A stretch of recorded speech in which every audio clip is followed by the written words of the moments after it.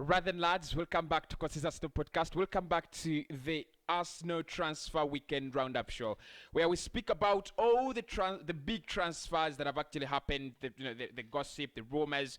I do try to sum it up on Sunday. If in case you missed anything, and of course the latest around Arsenal in terms of transfers, who's coming in, incomings, outgoings. That is what we do on Sunday. We're gonna be speaking a couple of things. Some of them. I spoke about them during the week. The likes of Jonathan David, the likes of Frankie de Jong, Vlahovic, Renato Sanchez, Kulusevski. There is a new update around Kulusevski, and I'll be giving you, that update in this video. So make sure you smash a like on the video and you stick around until the end. Subscribe. To the channel. I'll be picking some of your comments in the comment section for the Sunday unpopular opinion. So ask me anything in this video. If you have anything you want to ask me, please do ask me anything, and I'll be able to answer that question in the next show, in the Sunday Unpopular Show. So make sure you do leave your comments, all transfer questions, all your comments. I'll pick the most interesting and I'll put them. But of course, the comments, I'll make sure that I do incorporate all of them in the video. So this week has been a little bit busier for Arsenal in the transfer window, or in terms of transfer speculation, because the January transfer window is actually not very far away. It is actually less than 3 weeks away from happening. 1st January, that is when we will know who is coming in really and who is actually not coming in. But at least in the next 3 weeks, we are going to see a lot of players linked with Arsenal, many players linked with Arsenal. So what is the latest around the club, and which rumors should we believe and which rumors shouldn't we believe at the moment? I'll start off with the striker, because this week is our transfer links have been dominated by our need for a striker, and I've already spoken about it, very frankly, the Arsenal do need a striker. So this week, according to the transfer checker, Arsenal have put a striker and their striker needs at the priority, as at the top of the list of priorities. We are looking for a striker. The transfer check have said that Arsenal will do whatever it takes to get in a striker, either in January, if an offer or an opportunity manifests itself. If it doesn't, then it will be in the summer when Arsenal go for a new striker. So they're saying that a couple of names have been put onto the list. Dusan Vlahovic is one of them. Jonathan David is another, and Calvert-Dominic Lewin is also another player that is being looked at by Arsenal. And of course, we discussed all of them apart from Jonathan David, but the rest we discussed all of them, during the week. But one thing I'm gonna say about these rumors is they are completely true. They've been confirmed by Charles Watts that Arsenal need a striker desperately. He said in January, it looks a little bit difficult for Arsenal to go and get a striker in January, but it might be as well in the summer that Arsenal will definitely go and get a striker. Fabrizio Romano has also said that the priority of Arsenal Football Club now is to get in a new young striker, a striker for the long term, a striker that will believe in the project, and a striker that will lead the project up front for many, many years. So, from all those sources, even the Athletic, they did confirm that Arsenal will go for a striker. So from all those authentic sources, we know that at least our priority now in terms of the January transfer window and even in the summer is to get in a striker. With Pierre-Emerick Aubameyang already being doing the trash, he always does the trash. These days it's even becoming worse. He's missing training. He's violating rules in the training ground. He's violating rules in the dressing room. It looks like there is a growing number of players and people at Arsenal that is really, really frustrated with Pierre-Emerick Aubameyang. Whether the player is also frustrated with the club, that at the moment we do not know. But what I can confirm is that the boss is really frustrated with Pierre-Emerick Aubameyang, and they want to recruit a new striker as soon as possible. So this week, number one, we've been linked with Jonathan David. And the big update around Jonathan David this week has been Lille coming out and saying that they will want to sell the player in the summer for £47 million. Now, of course, they know that it is always going to be very, very hard for them to keep a top striker at the time and moment when many clubs will want to get in a striker in the summer. Arsenal, one of them. Robert Lewandowski at Bayern Munich, his time is actually, winding up. So I think Bayern will also be looking for a striker. Dortmund will be looking for a replacement for Haaland, and a couple of other clubs. And of course, what I know is that Lille have received a couple of offers for Jonathan David, but they do not want to sell the player until the summer. So what they have done is that they have placed a very heavy price tag on Jonathan David. They are saying any club that wants Jonathan David, they will have to pay 47 million pounds. That is around 50 million euros, for the player. So look, again, he's another young player. According to Goal.com, Arsenal have been tracking him for a long time. We wanted him for a very long time. It is not new. He's not new on the radar. Even before he went to Lille Metropole, Arsenal wanted to bring him in, but then they decided to let him go to Lille, get the experience. If he works well, then they will try to sign him. So 47 million pounds in Jonathan David, that is still very high. But again, one thing I'm going to say is he's still the cheapest option among all the players we want up front. Calvert-Lewin is richer. His price tag is higher than 47 million pounds. I think with Dusan Vlahovic, you have already had it for yourselves, guys. It is 80 million euros. So Jonathan David could be the perfect one in terms of pricing, and he could be the perfect player in terms of Arsenal getting in a very cheap option. So he's a cheap option. He's scoring goals for fun in the French Ligue 1 at the moment. He's actually having around 12 goals in 17 appearances, and maybe it could be the answer to Arsenal's problems. We wait to see what happens there. Among the other updates we had this week, in players linked up front at Arsenal, Dusan Vlahovic. Arsenal, according to Sport Media Set, they came out and confirmed that Arsenal do want to get in Dusan Vlahovic as early as January. They want to convince him to accept Arsenal's young project as early as January so that they can actually take him at the Emirates. Now, I think that's a story that highlights the degree of frustration up front, the degree of frustration Mikel Arteta has with the likes of Aubameyang and Alexander Lacazette. Eddie Nketiah obviously doesn't want to stay.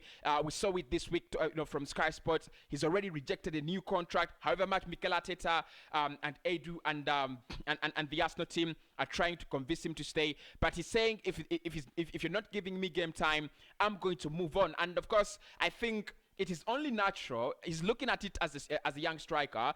Arsenal at the moment are looking for a new prolific striker. When is he going to play? When is he going to get the game time that he's actually asking for? The likes of Martinelli, the likes of Gabriel Martinelli and Saka, his fellow young lads, are actually getting regular team football. He knows this is the moment where he has either to leave Arsenal or to start playing regular football. So look, I want to speak about Vlahovic in a very open-minded, with a very open mind.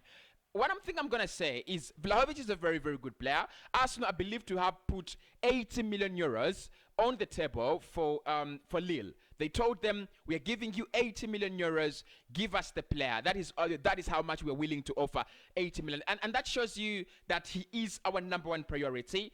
We want to get him fast. He is the player that Arsenal are focusing on in terms of his striker. 80 million euros for a player that has not played 5 consecutive seasons at a top level. That is a lot. That is really a lot. But like I said, it's just a transfer roundup. My opinions about Vlahovic are quite very clear. I think 80 million euros is very high for him. But of course, he's a very young player, very good striker. I look at him as another Erling Haaland. If Arsenal can get themselves another Erling Haaland, because I think Haaland will go to United or City. If you can get in Vlahovic, it could be that Erling Haaland Arsenal, and I think everything will be fine. If you got in a striker like that, at the moment, I do not care. As long as I don't care about the price, as long as we get in someone really important and formidable. So the update around Vlahovic this week is that Arsenal raised their offer to 80 million euros. Ridiculous. That's ridiculous. But also, they're trying to convince the player to join us as early as January. So let's wait and see. Of course, Fabrizio came out and confirmed that Fiorentina will sell for 70 million euros. They will sell if a good offer comes in. Our problem with Vlahovic is convincing him and his agent, we do not have problems with Fiorentina and the price that has been said. This week as well, we've seen Calvert Dominic Lewin dominating the news as still in players that could join Arsenal as the next striker, as the next big thing. Obviously, I think there have been 4 strikers, but I think Calvert Dominic Lewin has also been really dominating the news. And I think Paul Marson came out and said that Arsenal should be going for the signature of Dominic Calvert-Lewin. Look, literally many English, pundits are going to say Lewin is the next Arsenal striker, should be the next Arsenal striker, and many pundits outside the UK feel anyone could be the next Arsenal striker as long as they're good enough. But one thing I love about Calvert Dominic Lewin, he's been in the Premier League, he knows the league. If you bring him in, he's actually going to be that kind of player that really just fits into the system. And I think he's a very, very good striker, but he's overrated. That is my problem. I think being English, you're going to pay around £60 million or £70 million to get him from Everton. And also the fact that he has that element of being injury prone really scares me. But anyway, Calvert Dominic Lewin, for me, his best season. In his best season, he scored 16 goals. I don't see him as an exceptional talent. But again, he's very, very young. Probably if he comes out at Arsenal, he could hit the ceiling. He could be better. So let's wait and see. Arsenal being reported that they are willing to offer around 60 million euros for Dominic Lewin in the summer. So let's wait and see. This season, much of the time already he's injured. But if he comes back, because I know he will come back, and Everton really do miss him. If he comes back, then I think it will be a major boost for Arsenal, because again, you want him to play some games. You want him to get some game time, so that when it comes to deciding in the summer whether you sign him or not, it is on you base it on the performances this season, not on the previous season. So again, another interesting striker. And then finally, one of the strikers, another striker that we've been linked with, in this week has been, I was about to say Arthur Melo. I don't know why I always love, Arthur Melo. I really love him. And we'll speak about, we will get to him later. But Yuri Alberto is the other striker that we've been linked with. 15 million euros is what would cost us to get him at the side. Brazilian, he's a young player. Arsenal, I believe, to be very, very serious. They are preparing their initial bid for the young man. Obviously, I think we're going to be linked with every striker. Yuri Alberto linked with a couple of other clubs as well. But I think Arsenal has been the major destination in terms of Yuri Alberto. So this week, 4 strikers. My thoughts, that only shows you that we will get in a striker either in January or in the summer. We might not have the budget to get in a striker in January, and of course clubs do not want to let go of their best players in January. But of course, come the summer, I think Arsenal will do well in terms of filling in that striker position, with Lacazette, Aubameyang and Edin Nketiah all looking set to leave the club. Now there have also been talks around a central midfielder, and so many players have been linked here. Now, I want to turn your focus first to Renato Sanchez. This week, Telefoot came out and confirmed that Arsenal were given the green light to sign Renato Sanchez. AC Milan put in a bid for Renato Sanchez. They have not received response. That was according to Fabrizio Romano a couple of weeks ago. And now the Telefoot are saying that Arsenal were given the green light to sign Renato Sanchez this week. It's quite fascinating because Romano confirmed that he's been a very, very long-term target for Arsenal. There is genuine interest in the player. It remains to be seen if Arsenal will do this deal in January, because again, the budget, the funds and things like that. At times it's not so easy for Arsenal to go out and sign players in January because of the budget, and many players are very expensive. But Lille have given us the green light. They have accepted Arsenal to come in and sign Renato Sanchez, and that deal could actually cost us less than 40 million euros. It's going to be 30 million euros, around 26.4 million pounds. That is what is being reported at the moment. Lille are very, very serious. They will let the player go. A couple of other clubs, according to Romano, are interested in Renato. Barcelona, Liverpool, as far as I know, Barcelona, Liverpool, and Bayern as well. I don't think Bayern is interested again. I think it's Liverpool, Barcelona, Arsenal, and AC Milan. Those are the 4 clubs that I know about. The player came out and said that a couple of clubs have actually approached his agent, and they will decide what is best for them in January. So that's another big update around that we received this week. That could be another very open opportunity. Of course, the transfer checker did confirm that Arsenal do want to get in another experienced player in the midfield. They believe Aubameyang Lokonga is one for the future. They believe Aubameyang Lokonga is one player that's going to be a hit in the future, but at the moment they want to get in someone experienced, someone that can be more relied on at the moment, and I think Renato Sanchez will be that man come January. A couple of others in the midfield have been linked with, but I will say Kulusevski is part of the midfield. I'm going to report Kulusevski as part of the midfielders that we're looking at. Arsenal, according to Nicolas Shearer, this is a breaking story because he produced it.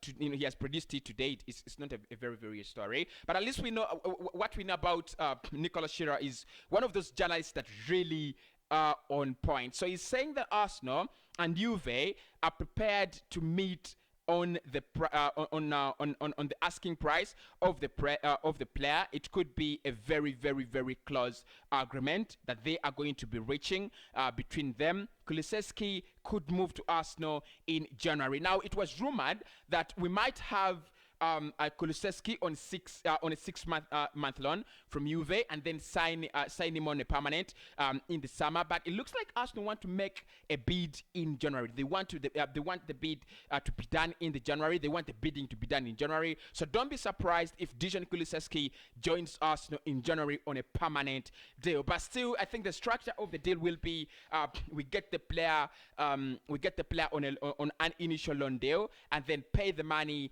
after the 6-month loan deal. That is what I think that's going to be the structure. I don't see Arsenal paying the 35 million euros in January. It could be in the summer, and of course it would be very interesting for Arsenal to get in a very young talent. He's been at Juve. He's not really scored many goals, but he's believed to be the next.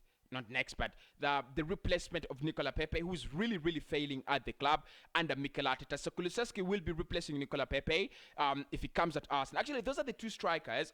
Those are the two signings that are really most likely to happen in this January. Renato Sanchez and Kulusevski. We should be keeping a very, very, very open eye on them. They could be joining Arsenal. Come this January. I think those are the two transfers that are really, really, really likely. So we were also linked to the new Kylian Mbappe, and the boy is called Yanis Stosia actually.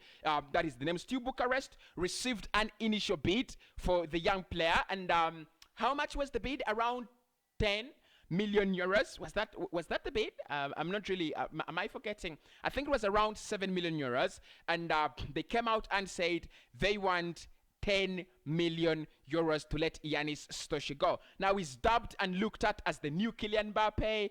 Of course, I'm not a very, very big fan of Kylian Mbappe personally, but according to the transfer experts that I've heard and I've looked at, it shows that he is a different player. He is a special player. He has different and special qualities as a player, and obviously fits into the project of Arsenal, who want to have that stream of young players developing well into a massively important project at the Emirates. So Yanis Stosia is 18 years of age at the moment. Of course, there is no reason to mourn about that. The likes of Gabriel Martinelli also are very, very young, and now they have become the backbone of the team. What I thought about Yanis Stosia is if Arsenal are bringing him as a backup, as a secondary player, it's okay. But if you're bringing him as a necessity, I think it's a wrong move. We need to go for a very, very experienced player in terms of forwards. But if you're just bringing him because he's a talent and we are, spotting him, ahead of any other club, then that is, absolutely okay. And then lastly, we've been linked with Frankie De Jong, from Barcelona. Barcelona are not willing to sell Frankie, but they do have, financial problems. They want to give Xavi some money, probably in the summer, to spend. But it's going to be on how well they can sell. How many players can they get out of the window? How many players can they, let go? That is going to be the determinant of how Barcelona spend. So Frankie De Jong is being looked at the moment. I was one of those players that could move out of the door to let in some new signings. Of course, Barcelona really want to take in Ferran Torres. An agreement is very, very close with Manchester City to take Ferran Torres at the Camp Nou, according to the Barca Times. So one thing I'm gonna say is I think Frankie De Jong can move out of Barcelona, but not to Arsenal. I can see him go to maybe City or Liverpool, but I don't see him drop to Arsenal. I don't see that move happen. But again, we've been linked with another, and he's a very, very interesting player. Just like we've been linked with Dennis Zakaria this week and Frank Cossy. So those are the latest rumors, and that is the transfer roundup around the club. Make sure you smash a like on the video, and let me speak to you in the next one.